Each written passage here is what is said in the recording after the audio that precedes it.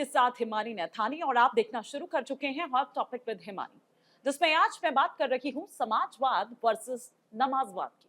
आज ये बात क्यों? क्योंकि दरअसल उत्तर प्रदेश की जो सियासत है उसमें मस्जिद मीटिंग की एंट्री हो चुकी है। अब इस पर किस तरह से समाजवाद नमाजवाद की बात हो रही है? दरअसल जो समाजवादी पार्टी है, एक तरफ समाजवादी पार्टी इसे आस्था से जोड़ रही है, वो बता रही है कि यह आस्था से जुड़ा हुआ है। तो वहीं दूसरी तरफ अगर भाजपा की बात करें, तो वो इसे अखिलेश यादव का, समाजवादी पार्टी का समाजवाद नहीं बल्कि नमाजवाद बता रही है। वो ये कह रही है कि अखिलेश यादव नमाजवादी है। अब बीजेपी इस पूरे जो तस्वीर सामने निकल कर आई है, जो खबर सामने निकल कर आई है, इसे वो मुद्दा बना रखी है। जो बीजेपी अल्पसंख्यक मोर्चा है, वो तस्वीर शेयर कर, दरअसल वो तस्वीर में ये है कि संसद के साथ वाली संसद मार्ग पे ही दरअसल मौजूद जो मस्जिद है, वहां जो तमाम समाजवादी पार्टी के सांसद हैं, उनके साथ अखिलेश यादव की बैठक करती हुई तस्वीर है।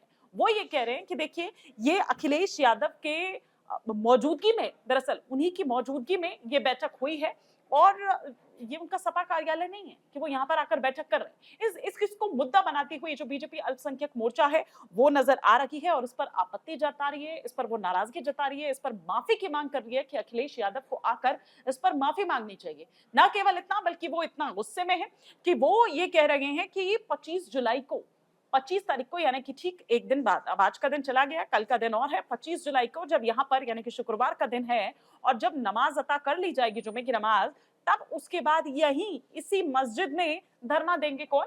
अल्पसंख्यक मोर्चा जो है बीजेपी का वो। न केवल इतना, बल्कि हम उधर डिप्टी सीएम ब्रजेश पाठक की अगर बात करें, तो ब्रजेश पाठक का ये कहना है कि अखिलेश यादव नमाजवादी हैं। वो तो है ही नमाजवादी, उन्होंने ये कहा, और उन्होंने ये कहा कि वो हमेशा संविधान का उल्लंघन करते हैं।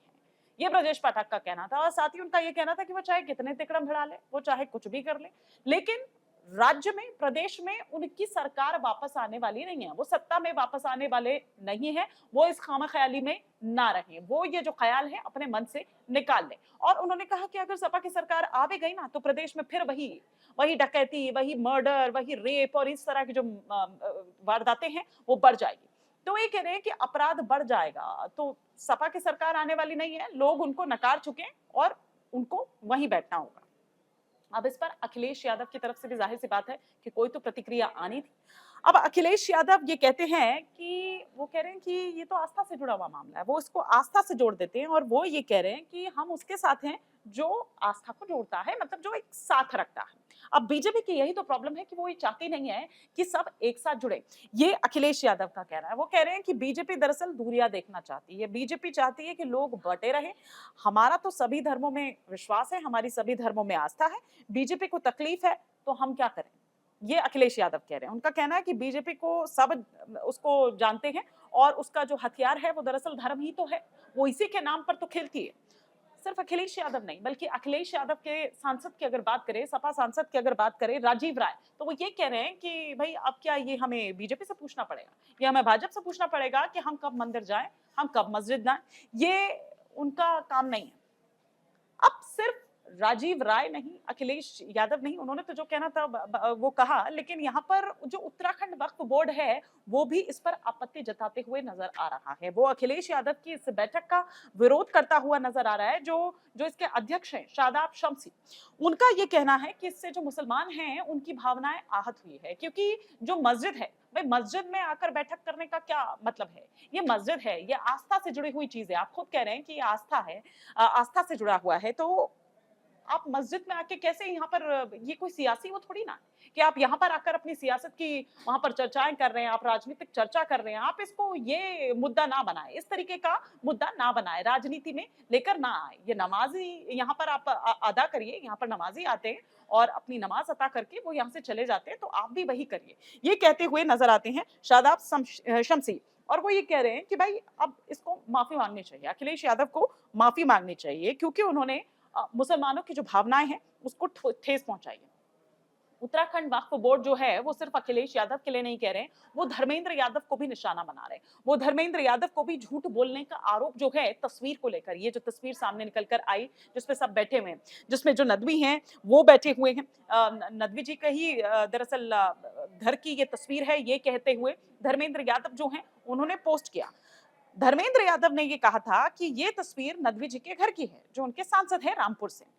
जबकि तस्वीरों में ये साफ तौर पर नजर आ रहा है, जिसने भी जो भी उस मस्जिद के अंदर गया हो या जिसने भी उसको देखा हो, वो ये बता सकता है उसकी साज सज्जा और आगे का जो भी उसका पूरा आप स्ट्रक्चर देखेंगे तो उसको देखकर ये कोई भी बता सकता है कि हाँ, ये संसद के बगल वाली जो मस्जिद है, ये संसद मार्ग पर जो मस्जिद है, ये दरअसल वही मस्जिद है। और झूठ बोल रहे हैं क्यों? आखिर झूठ क्यों बोला धर्मेंद्र यादव ने? वो ये भी बता रहे, वक्फ बोर्ड के अध्यक्ष ये कहते हैं कि धर्मेंद्र यादव को ये पता है, वो ये जानते हैं कि ये मस्जिद है और मस्जिद का इस्तेमाल आप राजनीतिक उस पर नहीं कर सकते हैं, राजनीतिक इस्तेमाल उसका नहीं कर सकते हैं। यही कारण है कि वो ये कहते हैं कि ये नदवी जी के दिल्ली आवास की तस्वीर है। उन्होंने एक्स पर यही पोस्ट किया था। एक्स पर उन्होंने पोस्ट किया क्योंकि नदवी जी भी उस पर बैठे हुए हैं, वहां पर अखिलेश यादव भी नजर आ रहे हैं, वहां पर धर्मेंद्र यादव भी नजर आ रहे हैं। वो ये कह रहे हैं कि ये उनकी दिल्ली आवास की तस्वीर है। अब इस पर वो कह रहे हैं कि आपको जो बोर्ड के अध्यक्ष हैं वो भी ये कह रहे हैं धर्मेंद्र यादव भी माफी मांगे क्योंकि उन्होंने झूठ कहा है, और साथ ही साथ अखिलेश यादव भी माफी मांगे। वो ये कह रहे हैं कि हमारा इसके कहने के पीछे का ये मकसद नहीं है कि वो गैर मुसलमान हैं और मस्जिद के भीतर नहीं आ सकते हैं, या जो गैर मुसलमान हैं उनका मस्जिद के भीतर प्रवेश नहीं हो सकता है। लेकिन मस्जिद आप आइए, ठीक है, लेकिन मस्जिद का इस्तेमाल आप सियासी तौर पर मत करिए, आप सियासी फायदे के लिए मत करिए। तो अभी इस पर चर्चा देखिए गर्म है, प्रतिक्रियाओं का जो दौर है वो भी सोशल मीडिया पर आप देखिए कि बाढ़ सी आ गई है। लेकिन ये मामला फिलहाल तो यहीं थमता नजर नहीं आता है। अभी इस पर जिस तरह से अखिलेश यादव हो, इस पर धर्मेंद्र यादव हो, या फिर बीजेपी जिस तरह से इस पर एकदम मुखर है और जिस तरह से इसको मुद्दा बनाने में जुटी हुई है, अभी आगे आगे देखिए होता है क्या। फिलहाल के लिए इतना ही।